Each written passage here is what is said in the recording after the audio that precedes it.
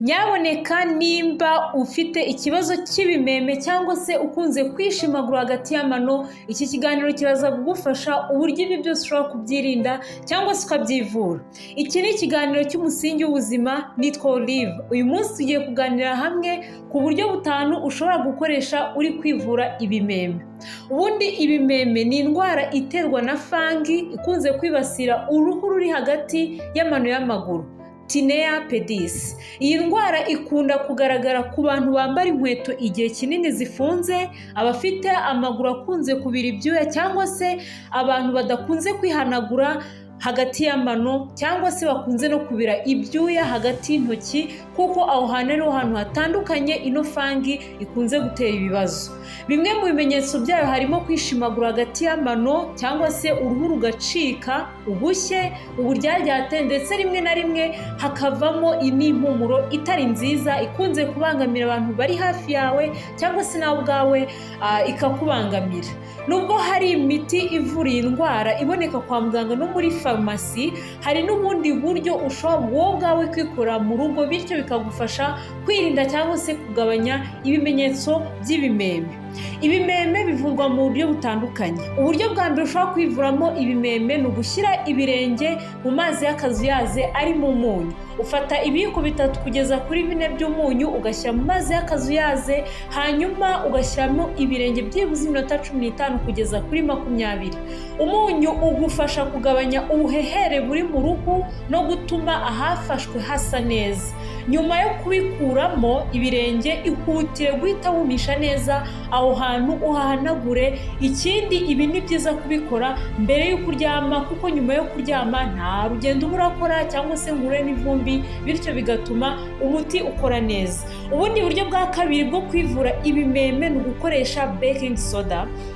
Baking soda ni ikintu abantu benshi bakoresha mu kwita ku buzima bwiza bw'ibirenge cyangwa se gutuma ibirenge bigira ubuzima bwiza.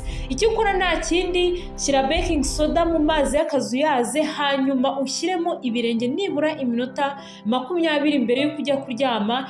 Ibi bigufasha kurwanya impumuro mbi ndetse no gukuraho ubuhehere bukabije butuma fangi zikura. Iyo umaze gukura ibirenge muri ayo mazi, urabyumutsa neza ukihanagura. Ubundi waba ufite agapudre, cyane cyane ku bantu batangiye kugira ibisebe hagati y'amano, ukahaminjira ubundi ukaryama. Gutyo ukabikora byibuze inshuro 3 mu cyumweru kugeza ibimeme bikize burundu.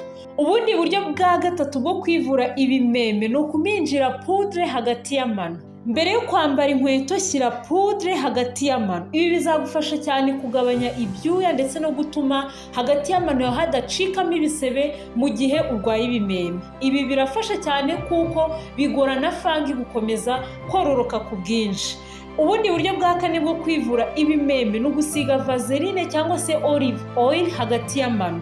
Iyo uruhu rwacize cyangwa se rugacika udusebe twinshi, ushobora gusiga vaseline nkeya cyangwa se olive oil kugira ngo bifashe uruhu koroha ndetse binarinde n'uruhu gukomeza kwangirika birushijeho. Ibi ntibivura fangi ubwazo, ariko bishobora gufasha uruhu gukira no kugabanya uburibwe. Ibi ni ingenzi cyane kubizirikana, kuko hari abantu bagira biriya bisebe byatewe n'ibimeme, bityo ugasanga bifite impumuro mbi cyangwa se biri gutinda gukira. Ariko iyo umaze gukoresha buriya buryo butandukanye maje kubabwira, ugasigamo vaseline cyangwa se olive oil ku bantu bayifite, biragufasha cyane, bigatuma amano adafatana, bityo udusebe twose turi hagati y'amano tugakira kandi vuba. Ubundi buryo bwa gatanu ni ugukoresha indimu. Icyo ukora nta kindi, ufata indimu ukayikamura mu mazi y'akazuyaze, hanyuma ugashyiramo ibirenge iminota 15 kugeza kuri 20 mbere yo kuryama. Indimu ifite aside ishobora gufasha kugabanya mikrobe zimwe na zimwe, ndetse igafasha no kugabanya impumuro mbi y'ibirenge. Ibi ni ingenzi cyane ku bantu bafite ibimeme, birabangama, bigira impumuro mbi, ndetse rimwe na rimwe niyo wambaye inkweto zifunze uba ushaka kwishimagura. Niyo mpamvu gukoresha ubu buryo ni ingenzi cyane mu buryo bwo kugabanya bino bimenyetso ndetse no kwivura impumuro mbi ituruka mu birenge. Ikindi, nimba ubona byanze, ni byiza kugana umuganga w'uruhu, kuko hari igihe haba hari indi mpamvu yindi ituma ukomeza kugira iyi ndwara y'ibimeme, harimo nka diyabete, kuko abantu bafite diyabete, igisebe icyo ari cyo cyose kibonetse ku ruhu gitinda gukira. Niyo mpamvu ari ingenzi cyane no gukoresha consultation kugira ngo ukomeze kumenya impamvu nyamukuru ikomeza gutuma ibisebe ufite ku ruhu bidakira vuba. Ndabashimiye cyane mwebwe twabanye muri iyi video. Icy'ingenzi cyane kiruta ibindi ni ukumenya uburyo wita ku birenge. Waba umaze gukaraba ukazirikana cyane guhanagura no mu birenge hagati y'amano, cyane cyane ku bantu babizi neza yuko bagira ikibazo cy'ibimeme. Ni ingenzi cyane nyaboneka guhanagura hagati y'amano kugira ngo ukomeze kwirinda yuko ibimeme bikura cyangwa se bigatinda gukira. Nimba wanyuzwe n'iyi video yisangiza abandi, ndetse wibuke no gukora subscribe kugira ngo dukomeze no kubana mu bindi biganiro byinshi byiza n'abateguriye. Ndabashimiye cyane, mu amahoro.